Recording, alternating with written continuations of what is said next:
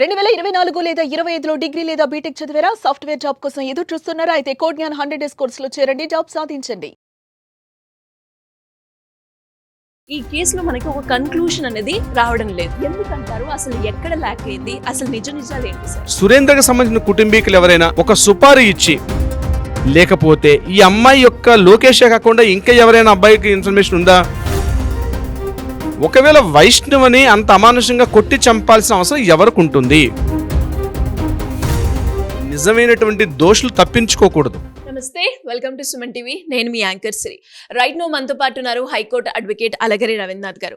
గత కొన్ని రోజులుగా వైష్ణవి హత్య కేసులో జరిగిన ఇన్సిడెంట్ గురించి మనము గత కొన్ని రోజులుగా 4 రోజుల నుంచి దాని మీద వీడియోలు కూడా మనం చేయడం జరిగింది.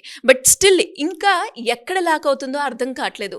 ఇన్ని రోజులు అవుతుంది, ఆల్మోస్ట్ 1 వీక్ అవుతుంది, కానీ మనకి మాత్రం ఒక క్లారిటీ అనేది రావట్లేదు. ఎందుకు అంటే ఒకసారి ఏమో ప్రియుడు చంపేశాడని, ఇంకొకసారి ఇది పక్క ప్లాన్ అని ఇలా చెప్తూ ఉన్నారు. ఇంతకీ ఎక్కడ ల్యాక్ అవుతుంది? దీని గురించి ఈ రోజు మనకి క్లారిటీ ఇవ్వడానికి హైకోర్టు అడ్వకేట్ అలగరి రవీంద్రనాథ్ గారు ఉన్నారు. అడిగి తెలుసుకుందాం. నమస్కారం సార్. నమస్తే అండి శ్రీ గారు. సార్, మన ఇన్వెస్టిగేషన్ జరుగుతూ ఉంది అండ్ అలాగే 1-2 సార్లు పోలీసులు కూడా అక్కడికి వెళ్ళి విచారణ అయితే కొనసాగిస్తున్నారు. బట్ స్టిల్ ఇంకా ఈ కేసులో మనకి ఒక కన్క్లూషన్ అనేది రావడం లేదు. ఎందుకంటారు? అసలు ఎక్కడ ల్యాక్ అయింది? అసలు నిజాలు ఏంటి సార్? నాకు తెలిసినంత వరకు శ్రీ గారు, ఈ కేసుకు సంబంధించి వైష్ణవి మైనర్ బాలిక వైష్ణవి యొక్క హత్య కేసు సంబంధించి పోలీసుల దగ్గర ఆల్మోస్ట్ ఒక పురోగతి సాధించారని నేను అయితే అనుకుంటున్నాను. క్లారిటీ ఇంకా కన్ఫర్మేషన్స్ రావడం కోసం చెప్పి పోలీసులు ఇంకా దాన్ని ఎందుకో హైడ్ చేస్తున్నారు. అంటే కొంతమంది తప్పించుకునే అవకాశం ఉంటుంది. ఇందులో ఎవరైతే ప్రేరేపితమై ఉన్నారో, ఎవరైతే ఎవరైతే ఉన్నారో ఆ ఇన్వాల్వ్మెంట్ ఉన్నటువంటి వాళ్ళందరూ కూడా మిస్ అయ్యే అవకాశం ఉంటుంది. కాబట్టి పోలీసులు దాన్ని ఇంకా పకడ్బందీగా పక్కా ప్రణాళికతో, అంటే పక్కా ఎవిడెన్స్ తోటి పూర్తిగా సాధించాలనే ఉద్దేశంతో పోలీసులు ఎందుకు డిలే చేస్తున్నారు నేనైతే అనుకుంటున్నాను. వ్యక్తిగత అభిప్రాయం అది. దానికి కారణం ఏంటంటే, ఆంధ్రప్రదేశ్ పోలీసు వ్యవస్థ అన్న వాళ్ళు చాలా అద్భుతమైనటువంటి ఒక వ్యవస్థ మనది, పోలీస్ వ్యవస్థ. ప్రతి ఒక్క పోలీస్ కూడా నేను చెప్తున్నానండి, ముఖ్యంగా ఇలాంటి మర్డర్ కేసుల్ని ఛేదించడంలో కానీ, లేకపోతే ఇటువంటి విషయాల్లో ఆరితేరినటువంటి యంత్రాంగం మన పోలీస్ వ్యవస్థ యంత్రాంగం. డిపార్ట్మెంట్ పరంగా చూస్తే అద్భుతమైనటువంటి వ్యక్తులు ఉన్నారు అందులో. ముఖ్యంగా అక్కడ కడప జిల్లాలో ఉన్నటువంటి ఎస్పీ గారు కావచ్చు, లేకపోతే డిఐజీ గారు కావచ్చు, వీళ్ళందరూ కూడా ఆయా రంగాల్లో నిష్ణాతులే. అయితే ఈ కేసుని ఛేదించలేని అసమర్థులైతే అనుకోను నేను. కానీ ఇమీడియట్గా ఇన్ఫర్మేషన్ని పబ్లిక్లో చూపించుకోగలుగుతుంది. మనకి మీడియా వాళ్ళకి మనకి ఎలా ఉంటుందంటే, ప్రతిరోజు ఏ క్షణం అయిపోతుందో మనకి ఇమీడియట్గా తెలుసుకోవాలి, మనం అద్భుతంగా ఇన్ఫర్మేషన్ వచ్చేసింది అనుకుంటున్నాం, మనకు తొందరపడుతూ ఉంటుంది. కానీ అక్కడ విషయం ఏంటంటే, తెలియడం కన్నా ఇంపార్టెంట్ నిజమైనటువంటి దోషులు తప్పించుకోకూడదు, నేరస్తుడు అనేవాడు తప్పించుకోకూడదు. దాని గురించి పకడ్బందీ ఆధారాలు, అదేవిధంగా ఆ సాక్షి ఆధారాలు పకడ్బందీగా ఉండాలనే ఉద్దేశంతో పోలీసులు అయితే బహుశా దాన్ని లేట్ చేస్తున్నారేమని నేను అనుకుంటున్నాను. ముఖ్యంగా ఇక్కడ ఈ కేసుకు సంబంధించి మనం మాట్లాడుకోగలిగితే, ఒకరు ఇక్కడ సస్పెక్ట్ చేసినటువంటి లోకేష్, నెంబర్ 2 ఎవరైతే ఉన్నారో సురేంద్ర, అదేవిధంగా అదే క్రమంలో మనకు వచ్చినటువంటి పేరు కొండయ్య అని ఒక పేరు కూడా మనకు వెలుగులోకి వచ్చింది. దీంతో పాటు ఎవరైనా టూరిస్టులు అక్కడికి వచ్చిన వాళ్ళు చేశారా అన్నది 4th పాయింట్. 5th పాయింట్, ఈ 4 పాయింట్లు కాకుండా 5th పాయింట్ మరొకటి ఉంది. సురేంద్రకి సంబంధించిన కుటుంబీకులు ఎవరైనా ఒక సుపారీ ఇచ్చి ఎవరైనా వ్యక్తితో చేయించారా? అంటే సుపారీ ఇవ్వాలి, ఒక వ్యక్తిని చంపించాలి అనుకుంటే అంత ఈజీ ఏం కాదు, చాలా ఖర్చుతో కూడుకున్న వ్యవహారం. మరి అటువంటిది వీళ్ళు నిజంగా అంత ఎఫర్ట్ చేయగలిగినారా లేదా అన్న విషయం కూడా మనం ఆలోచించే పాయింటే. ఇక్కడ లోకేష్ ఇప్పుడు ఫస్ట్ టైం వెళ్ళలేదు. ఇప్పుడు లోకేష్తో పాటు ఉన్నటువంటి ఈ అమ్మాయి వైష్ణవి మైనర్ బాలిక ఫస్ట్ టైం వెళ్ళలేదు. గతంలోనే ఒక 2 సార్లు వెళ్ళినట్టుగా కూడా తెలుస్తుంది. అది కాకుండా వీళ్ళు ఒక 2-3 నెలల నుంచి ఒక డీప్, అంటే ఇలాంటిది ఏదో చేద్దామని ఒక ఆలోచనతో, అంటే మన అందరికీ తెలియని ఇంకేదైనా ఒక కోణం ఏదైనా ఉండొచ్చు అందులో. అంటే ఏమిటా కోణం అంటే, ఇక్కడ లోకేష్ కుటుంబీకులు యాక్సెప్ట్ చేయట్లేదు. At the same time Surendra అంటే వైష్ణవికి సంబంధించినటువంటి తమ బ్రదర్ వరుస అవుతాడు, ఆ బ్రదర్ కూడా దీంట్లో ఇన్వాల్వ్మెంట్ అయి ఉన్నారా?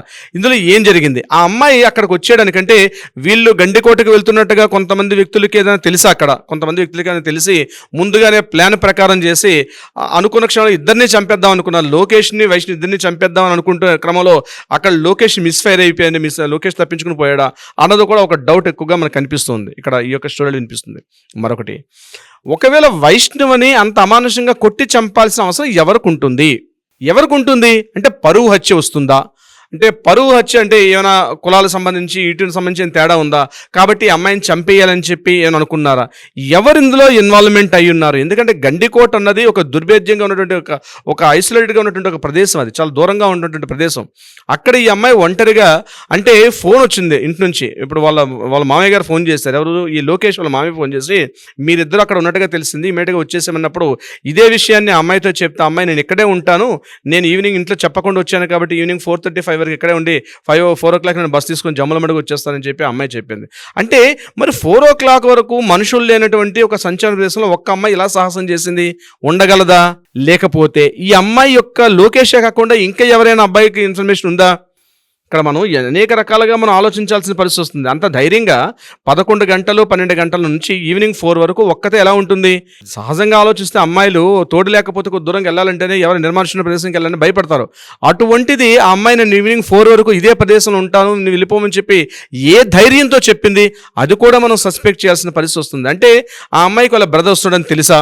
నేను ఇక్కడ ఉన్నానండి, వీళ్ళిద్దరూ చెప్పా పెట్టకుండా వెళ్ళారు కాబట్టి ఆ అమ్మాయి నిజంగా మిస్ అయిపోవాలంటే అక్కడి నుంచి బయటకు వచ్చేసి ఇంకో ప్రదేశంలో, అంటే ఈ గండికోట ప్రదేశం కాకుండా వేరే చోటుకి వెళ్ళిపో, అక్కడ కలిసి ఉండొచ్చు. ఒకవేళ అక్కడ ఆ ప్రాంతం అక్కడ డ్రాప్ చేయని అక్కడ ఉండిపోతాను, నువ్వు ఇంటికి వెళ్ళిపోమని చెప్పొచ్చు. కానీ నేను ఇక్కడే ఉంటాను అని చెప్పి ఆ అబ్బాయిని ఎందుకు అలా చెప్పాల్సి వచ్చింది? ఇక్కడ అనేక రకాల కోణాల్లో పోలీసులు కూడా ఇంటరాగేషన్ చేస్తున్నారు. అంటే ఈ విషయం వీళ్ళు కాకుండా ఇంకెవరికి ఉన్నారు? ఆ అమ్మాయి అక్కడ ఉండడానికి కారణం ఏంటి? లోకేష్ వెళ్ళిపోతాను, ఈ అమ్మాయి అక్కడే ఉంటానని చెప్పడానికి గల కారణం ఏమిటి అన్న యాంగిల్లో కూడా ఆలోచిస్తున్నారు. సురేంద్ర వెళ్ళాడు, సురేంద్ర కూడా మాట్లాడి సురేంద్ర కూడా వచ్చేసాడు. అంటే సురేంద్రతో కూడా అమ్మాయి రాలేదా? ఎందుకు రాలేదు సురేంద్రతో కూడా? అంటే వీళ్ళిద్దరే కాకుండా ఇంకా మూడో వ్యక్తి ఎవరైనా ఉంటారా? ఇప్పుడు కొండయ్య అనే పర్సన్ మిస్ అయ్యాడు. ఆయన ప్రతిరోజు ఈ అమ్మాయిని డ్రాప్ చేయడానికి కాలేజీగా డ్రాప్ చేస్తారు. కానీ ఆ రోజు ఈ సంఘటన జరిగిన సమయానికి కొండయ్య ఎక్కడ లేకుండా చెన్నై ఎందుకు వెళ్ళిపోయాడు? అంటే వీళ్ళు ఎవరు కాకుండా మూడో వ్యక్తులను చేస్తారు. లేదా ఇవన్నీ పక్కన పెట్టేసి కాసేపు మనం బయట ఉన్నటువంటి టూరిస్టులు ఎవరైనా వచ్చి అమ్మాయి ఒంటరిగా కనిపిస్తున్న అమ్మాయి కాబట్టి ఈ మీద ఏమైనా అత్యాచారం చేయాలని చెప్పి ఏమైనా అటాక్ చేశారా? అది కూడా ఒక ఆలోచించాల్సిన కోణమే. అంటే అలా చేసి వెళ్ళిపోతే అక్కడ ఎవరున్నారు? సీసీ ఫుటేజ్ ఎక్కడ ఉన్నాయి? ఎవరు చేసి? ఎందుకంటే ఆ ప్రాంతంలో ఎక్కడ కూడా సీసీ ఫుటేజ్ ఉన్నట్టు కూడా మనకి ఎక్కడ కనిపించట్లేదు. అలా జరిగి ఉన్నట్లయితే ఒక అమ్మాయి మీద అత్యాచారం చేయకుండా కేవలం హత్య చేసి ఎలా పారిపోతారు? అది కూడా ఒక ఆలోచించాల్సిన కోణం. అంటే చేయకూడదా? అంటే వాళ్ళు ఏదైనా బలత్కారం చేయబోతే అమ్మాయి కాస్త పెనుగులాడింది, ఆ టైంలో వాళ్ళు ఎక్కడ మేము తెలుస్తుందని చెప్పి ఆమెను కొట్టి చంపేశారా? ఇలా రకరకాలైనటువంటి యాంగిల్స్ డిస్కషన్స్ వస్తున్నాయి. దీంతోపాటు ఎవరైనా ఒక సుపారీ గ్యాంగ్ ఇచ్చి, సురేంద్ర ఫ్యామిలీ ఎవరైనా సుపారీ గ్యాంగ్కి అమౌంట్ ఇచ్చి ఆ సుపారీ గ్యాంగ్తో చంపించే ప్రయత్నం చేశారా? అంటే మనిషిని చంపేయాలి అన్నంత ఆక్రోశం ఎందుకు వచ్చింది? కేవలం ఆమె వేరే క్యాస్ట్ అవడం, ఈ అబ్బాయిది వేరే క్యాస్ట్ అవడం వల్లే చంపేయాలని కోరికతో కోరుకున్నారా? అసలు ఈ బంధువులందరినీ ఇప్పటికే సుమారుగా నాకు తెలిసి ఒక 67 మందికి ఇంటరాగేషన్ చేశారు ఈ యొక్క కేసు సంబంధించి. అనేక రకాలుగా కోణాలు ఉన్నాయి. ప్రతిరోజు మనం న్యూస్ చూస్తున్నాం, ప్రతిరోజు వార్తలు వింటున్నాం. దీనికి సంబంధించి నాకు తెలిసినటువంటి నా మిత్రుల ద్వారా కూడా నేను కడపలో కొంతమంది కూడా, మైదుకూరు, కడప, జమ్మలమడుగు ఈ వ్యక్తులను కూడా నేను కొంతమంది మా అడ్వకేట్స్ మిత్రులను కూడా అడగడం జరిగింది. వాళ్ళు కూడా చెప్తుంది అదే, సార్ ఇది మాత్రం ఇప్పటికీ మిస్టరీగా ఉంది, పోలీసుల దగ్గర ఇన్ఫర్మేషన్ తెలుసు చెప్పట్లేదు. దానికి కారణం ఏంటంటే టెక్నికల్ పాయింట్ ఆఫ్ వ్యూ కొంత సాక్షుల్ని వాళ్ళు చేద్దామని చెప్పి. ఇప్పుడు అనేక సందర్భాల్లో మనం పోలీసుల యొక్క టెక్నాలజీ చూసాం, అద్భుతంగా వాళ్ళు ఛేదిస్తారు. కానీ ఈ కేసు ఎందుకు డిలే చేస్తున్నారు? నేను అనుకుంటాను తొందరలోనే ఈ కేసుకు సంబంధించి వివరాలు మనకు పూర్తిగా వెలుగులోకి వచ్చి ఎవరు చేశారు, ఎందుకు చేశారు, ఆ దోషులను కూడా పోలీస్ స్టేషన్లో కోర్టు ముందు ప్రవేశపెట్టే రోజు తొందరలో వస్తుందని చెప్పి నేనైతే ఆశిస్తున్నాను సిరి గారు. ట్రూ సార్, మీరు అన్నట్టుగానే ఇలాంటి డిఫరెంట్ యాంగిల్స్తో ఎవరైతే ఈ కేస్ని, ఇన్సిడెంట్ని రెగ్యులర్గా ఫాలో అవుతున్నారో వాళ్ళకి వచ్చే క్వశ్చన్సే ఇవి.